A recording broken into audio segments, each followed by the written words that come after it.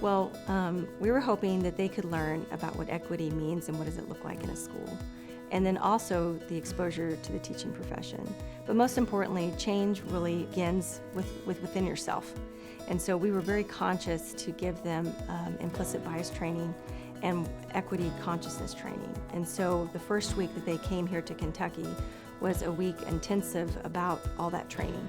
We used research-based tools from Harvard, from Ohio State, and other places that allowed them to have that internal reflection to learn what is it that I have a bias about. You know, if it's an implicit bias, that means it's subconscious, that you're not aware that you have that bias, but yet your behavior or your language will present itself in showing that bias.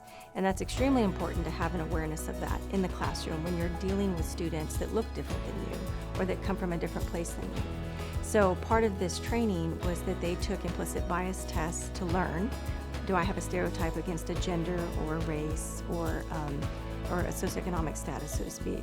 And then now that they have that awareness, they are actively working to modify their behavior, particularly in the lessons that they give to students, so they can really meet students where they're at, so that achieve learning. We want students to have a safe, loving, and fun environment to learn in, right? Everyone loves to go to school. Well, we hope everyone loves to go to school. This is the desire. You want kids to want to come to school.